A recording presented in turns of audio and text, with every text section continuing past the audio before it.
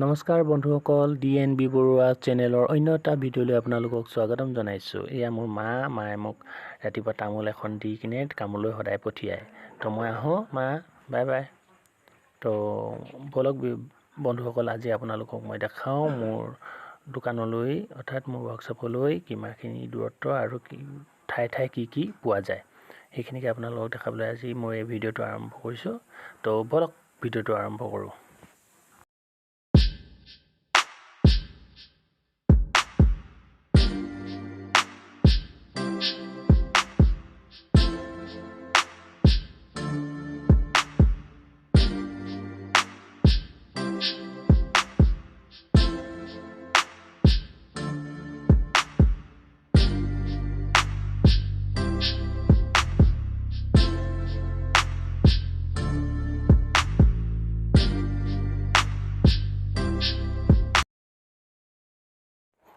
হয় বন্ধুসকল, আৰু আমাৰ ৱৰ্কশ্বপলৈ অৰ্থাৎ মোৰ ৱৰ্কশ্বপলৈ প্ৰায় 26 কিলোমিটাৰ ঘৰৰ পৰা। তো বাগানৰ এটা সুন্দৰ পৰিৱেশৰ মাজেৰে আমি এনেকৈ গৈ থাকোঁ সদায় ৰাতিপুৱা। দেওবাৰ দিনৰ বাহিৰে দেওবাৰ দিনৰ অফ থাকে আমাৰ ৱৰ্কশ্বপ। তো গতিকে দেওবাৰ দিনৰ বাহিৰে সদায় আমি এনেকৈ ৰাতিপুৱা ওলাই আমাৰ ৱৰ্কশ্বপলৈ বুলি সদায় ৰাতিপুৱা গৈ থাকোঁ।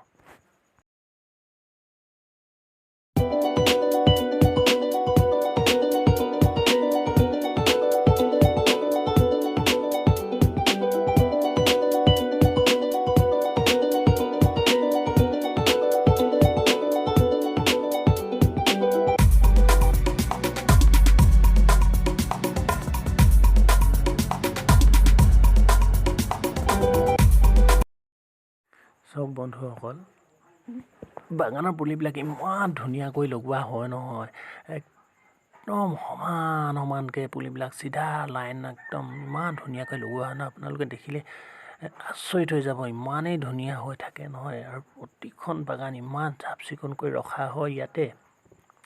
ইয়াতে আপোনালোকে আৰু এখন চাবলৈ পাব, এইখন হৈছে বাগানৰ হস্পিটেল। যিবিলাক বাগানৰ মানুহৰ কাম কৰি থকা মানুহবিলাকে এটা বেমাৰ আজাৰ হ'লে ইয়াতে দেখায়।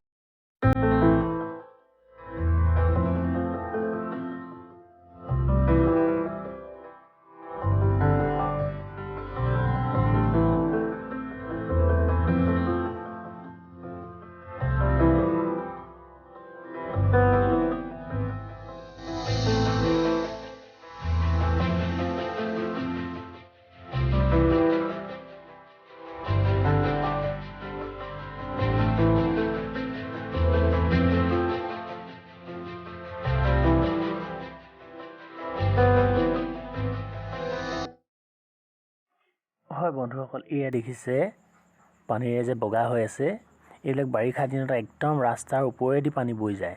আৰু এইখন হৈছে মাইজান বিল। এই বিলখনত বিভিন্ন ধৰণৰ পৰিভ্ৰমী চৰাই আৰু অন্যান্য বহুত প্ৰজাতিৰ মাছ পোৱা যায়। তো আমাৰ আগে দেখিছে এখন ট্ৰেক্টৰ এখন গৈ আছে। এই ট্ৰেক্টৰখনে মানে কি কৰিছে, এই মানুহবিলাকে যে পাত ছিঙি আছে এই ওজনৰ কাৰণে গৈ আছে, ওজন কৰিব আৰু পাতবিলাক আনিব ফেক্টৰীলৈ। তো দেখিছে ইমান ডাঙৰ এখন মাইজান বিল, য'ত নেকি বহুত ধৰণৰ মাছ পোৱা যায়, চৰাই চিৰিকটি পৰিভ্ৰমী সকলোবিলাক ইয়াতে দেখিবলৈ পোৱা যায়।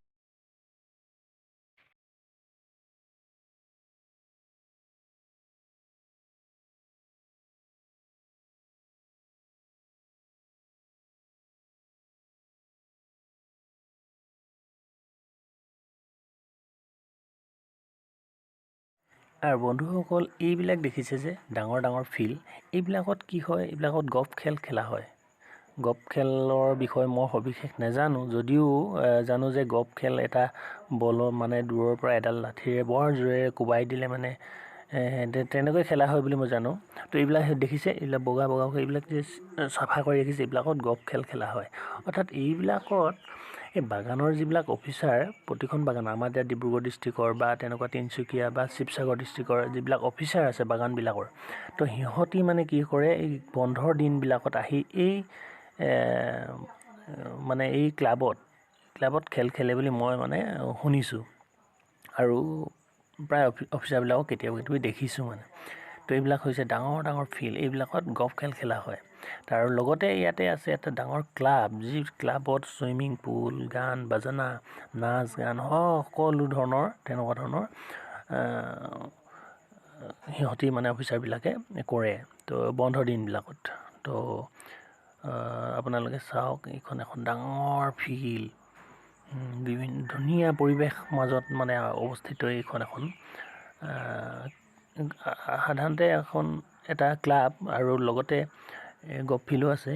এই ঠাইডোখৰক কয় চান্দৈ পথাৰ বুলি কয়, চান্দৈ পথাৰ বুলি কয়। চাওক বন্ধুসকল, কিমান ধুনীয়া এখন ঠাই, এটা সুন্দৰ পৰিৱেশ, বহুত মনোমোহা, কোনো প্ৰকৃতি প্ৰদূষণমুক্ত পৰিৱেশ এটা। আপোনালোকে চাওক কিমান ধুনীয়া, কি ক'ম মই আৰু। ইয়াতে দূৰলৈ দেখিছে পথাৰ এখন, এই পথাৰখনতে মানে কি হৈছিলে, আমাৰ যেতিয়া কেঞ্চাৰ হস্পিটেলটো মুকলি কৰা হৈছিলে, তাতে আমাৰ নৰেন্দ্ৰ মোদী অৰ্থাৎ ভাৰতীয় প্ৰধানমন্ত্ৰী নৰেন্দ্ৰ মোদী ডাঙৰীয়া আহি তাতে মানে হেলিকপ্টাৰেদি লেণ্ড কৰিছিলে। পথাৰৰ দিশ দেখিছে দূৰৰ ফালে। তো এইখন হৈছে ক্লাবঘৰটো। তো এই ক্লাবঘৰতে অফিচাৰবিলাক আহে সপ্তাহৰ বন্ধৰ দিনত বা কোনো এটা অনুষ্ঠান প্ৰতিষ্ঠান পাতিলে মানে ইয়াতে মিটিং মাটাঙো হয়।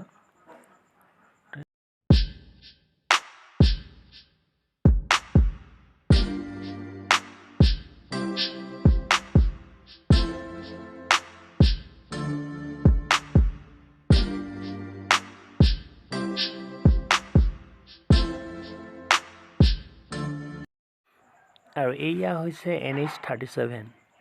আমাৰ খুব কম আমি NH-37ত আহিবলগীয়া হয়। বাকীডোখৰ আমাৰ গাঁৱৰ ভিতৰে অহা হয়।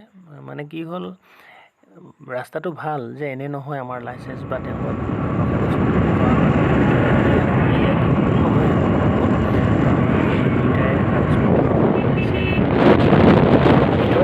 ভাল এটা পৰিৱেশ, যান জঁটৰ অসুবিধা নাই। তো আপোনালোকে NHৰে আহি থাকিলে, অৰ্থাৎ তিনিচুকীয়াৰ ফালৰ পৰা আহি থাকিলে মানে বা দুলীয়াজান ফালৰ পৰা আহি থাকিলে মানে আপোনালোকে এই বাওঁহাতেদি, এইডোখৰ বাণীপুৰ বুলি কয়, এই বাওঁহাতেদি সোমাই গ'লে ৰেলৱে ষ্টেচন পায়, বাণীপুৰ ৰেলৱে ষ্টেচন। সেইটো ছাইডৰ পৰা আমি আহি থাকিলে মেইন ৰাস্তাৰ যিটো, তো সেইফালৰ পৰা আহি থাকিলে সোঁহাতে পৰিব, এইফালৰ পৰা গ'লে আমাৰ বাওঁহাত তিনিচুকীয়া ফালৰ পৰা আহি থাকিলে বা লাহোৱাল ফালৰ পৰা আহি থাকিলে, তো এইফালেদি সোমাই গ'লে বাণীপুৰ ৰেলৱে ষ্টেচন পায়। এইখন মেইন ট্ৰেক, ৰেলৱে ট্ৰেক, আৰু আগত আছে আৰু এখন ট্ৰেক, অৰ্থাৎ ৰেল গেট দুখন আছে, দুখন ৰেল গেট আছে। ঠিক আছে বন্ধুসকল, ভিডিঅ'টো চাই থাকক।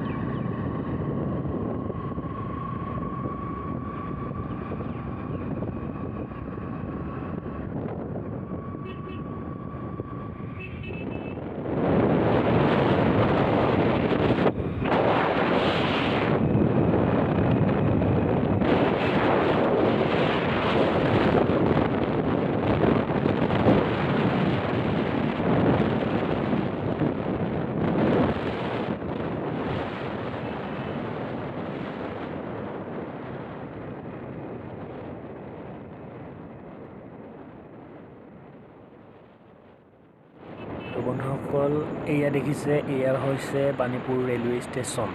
লগতে এই ষ্টেচনৰ লগতে ইয়াতে আছে ৰেলৰ মেৰামতি কামো কৰা হয় ইয়াতে। তো বন্ধুসকলে আহিলে দেখিব সম্পূৰ্ণ মই ৰাস্তা দেখালোৱেই আমাৰ 37 NHৰ পৰা বাণীপুৰতে আছে ষ্টেচন বাণীপুৰলৈ সোমাই অহা বাওঁহাতে সোমাই আহিলে আপুনি ষ্টেচন পাব অলপ দূৰ আহি এয়া দেখিছে ডাঙৰ এখন পতাকা বৃহৎ ডাঙৰ আৰু এয়া হৈছে ষ্টেচন এটা বহুত ডাঙৰ এৰিয়া আগুৰি আছে ষ্টেচনত দেখিছে আপোনালোকে আৰু এইফালেদি গৈ থাকিলে পাবগৈ মোৰ ৱৰ্কশ্বপ মোৰ যিখন গ্ৰিলৰ দোকান আছে অৰ্থাৎ ফেব্ৰিকেশ্যন ৱৰ্কশ্বপ সেয়া পাবগৈ আপোনালোকে চাই থাকক ভিডিঅ'টো শেষলৈ আৰু আপোনালোকৰ মৰম চেনেহে মোক যেন আগুৱাই যাবলৈ উৎসাহ যোগায় ভিডিঅ'টো আপোনালোকে চাই ভাল পালে লাইক কৰিব কমেণ্ট কৰিব আৰু শ্বেয়াৰ কৰিব আৰু ছাবস্ক্ৰাইব কৰিবলৈ নাপাহৰিব দেই বন্ধুসকল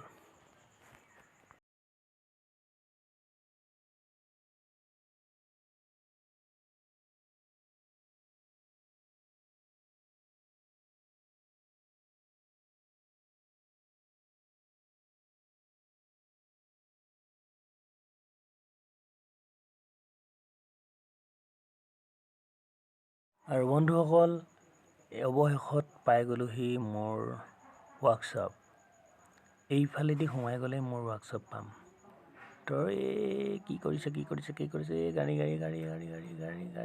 যাবলৈ দিয়ে নতুন ড্ৰাইভিং কৰি আছে যে এইকাৰণে এনেকুৱা হৈছে এয়া নতুন ড্ৰাইভিং ঠিক আছে আৰু এইটো ৰাস্তা সম্পূৰ্ণ ঢালাই আৰু এই ৰাস্তাটোৱেদি গৈ থাকিলে আপুনি পাবগৈ 4 লেন অৰ্থাৎ আমাৰ বাইপাছ যিটো আমাৰ শিৱসাগৰ ফালে গৈ থকা বাইপাছটো সেই বাইপাছটো পাবগৈ ৰেলৱে ষ্টেচনৰ পৰা অলপ আহি এই ৰাস্তাটো পায় বাওঁহাতে তো এই ৰাস্তাটোৱেদি গৈ থাকিলে বাইপাছ পাবগৈ তো এই ৰাস্তাটোৱেদি অলপ সোমাই আহিলে পায়হি মোৰ দোকান এয়া দেখিছেনে বন্ধুসকল কিমান ধুনীয়াকৈ ৰঙাকৈ কৃষ্ণচূড়া ফুলি আছে তো গৈ থাকিলে পাই যায় মোৰ